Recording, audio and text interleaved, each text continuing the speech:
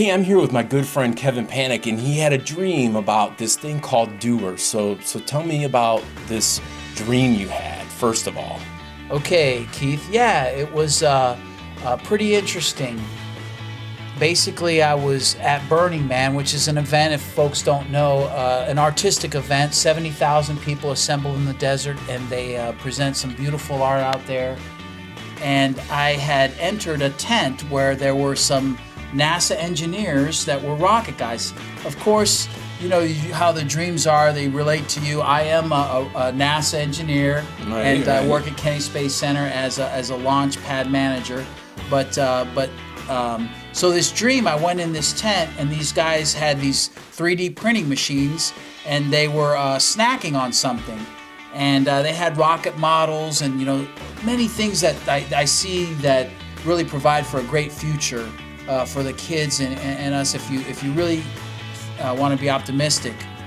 So I asked the guy, I said, well, what are you eating there? And he goes, these are Doers. And I didn't really understand. And I said, well, what are they? And he says, well, we put them on our 3D printer, and they're copies of people that do things. And of course, my mind, a dream is about relieving stress. And oftentimes I feel like the people around here or that are trying to get things done oftentimes are being consumed by big companies, that kind of stuff. So this part of the dream was that he related that they were fashioning themselves as being like the company or the man or the big cheese, and they were being able to just eat Doers, that the people that were doing things, they could just consume them, eat the little guy, because that's how the companies and how life is now. And I totally disagree with that. I mean, we might be headed that way, but doggone it, there's good people with good hearts out there. So this, what it seems to me is this is kind of like your subconscious speaking to you,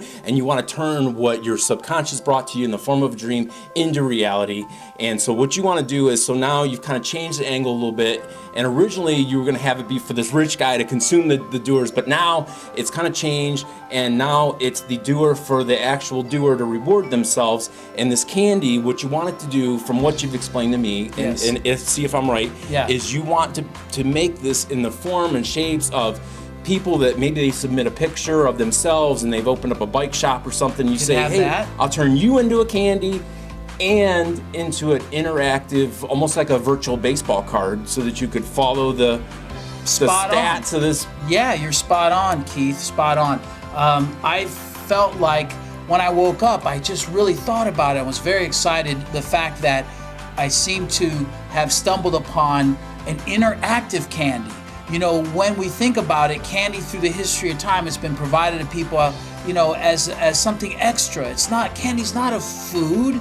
It's candy. It's something a little better, and your idea it's always is kind consumed. of like, yeah, but your idea is kind of like the reverse of baseball cards, where it used to be the baseball card was the main show and the gum was the the sideshow. Right. Yeah. And so now you want the candy to be the main show and have the virtual baseball card, if you will, in terms, and have it be Doers As and an have it be real application, people. yes, as a cell phone app, so that you, if you choose to consume this candy, again, this is going to be, I really picture it utilizing 3D printers, being highly detailed. Belgian chocolates are some beautiful candies, highly detailed, nice packaging. And I have some examples here we'll get into. I'll show you here in a moment. But the idea of the baseball card being online, being in an app, having that data, you could have a series of some, like the peacemakers, the peacekeepers, people like Martin Luther King Jr., people that have long since gone. Now you can bring back this learning and collect and trade. And I haven't fully figured out. I'm not an application person. There's a lot of details that I hope that if I can get some funding, bring a pool of artists and folks together and these engineers and applications, and I'm certain we'll hit on it. I'm certain we will. So how can people get involved? What do you need from the viewers, from people who are seeing this Kickstarter ad? What do you want from them? Look into the camera and appeal to them. What do you want from them? How can we help? Okay, and here's the key. I would say most of the time in Kickstarter you have tiers and levels of, you give more money, you get a higher. I want this to be of the doers, for the doers, by the doers. So I'm going to have a single tier We're going to have a telecon and bring all these people together. I have paid for services, telecom services, to have a large 800 dial-in number and kind of manage. I do project management, so I know how to manage that kind of environment to success.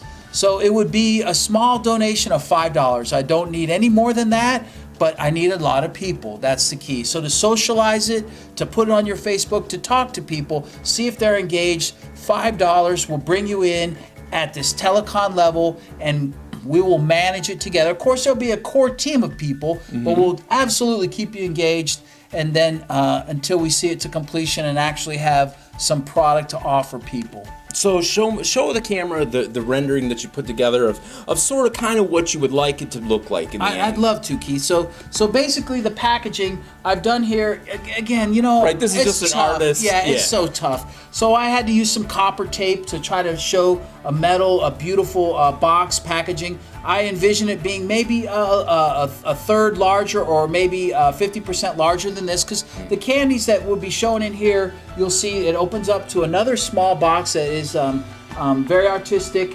Has again, I haven't totally figured out, but different metals. I really enjoy metals, so bronze or coppers or that kind of stuff in a metal box or tin that you could keep. Then it opens up to the actual Doers. One of the things you may not see from this camera angle is that there are QR, quick reference. You know those little funky box squares that have people scan with their phones. So each Doer will have their individual QR code and serialized. So that's a key too, that often they won't be alike. And so they will be serialized, and you will be tracking these things and can trade them and do that in that virtual environment we talked about. So you open it up, you see I have some colored pictures here. I'm not sure if they will wrap it in a gold leaf, but detail, hopefully through 3D printing. I haven't totally, I've seen some 3D printing capabilities, but to do chocolates and foodstuffs, there might need to be some super cooling.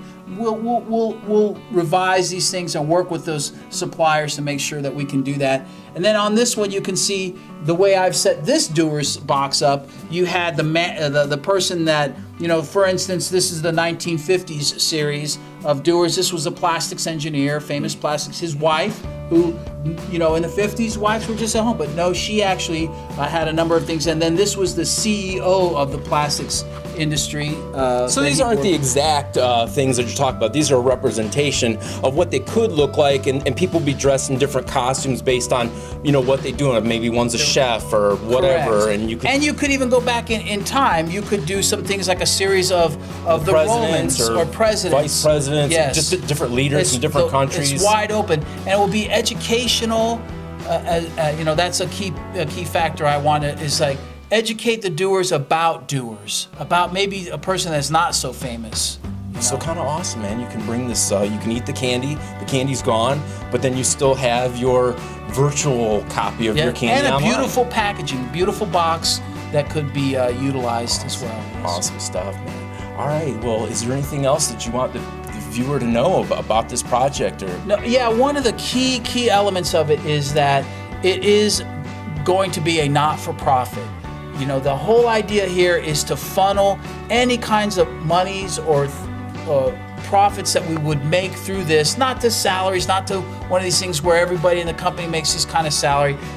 Funnel it back to the Doers. So create more Doers. So maybe people will submit and say, "Hey, I need a grant or whatever, something right, like that. To start a new business." In the beginning, I'd have to say that we would probably partner with a very reputable organization. UNICEF comes to mind, right?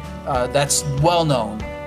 Or Kivia, which does another, not to give them props, but these are well-known organizations that are trying to help the common person. We're a world of common people, but we have uncommon abilities if we just given the chance. Okay, awesome. Well, hey, thanks for watching this video. And remember, if you want to become a part of the Doer, if you're a Doer yourself and you're interested in this interactive candy with a purpose, reach out and make a donation. Thanks for watching. Thank you, Keith. Thank you.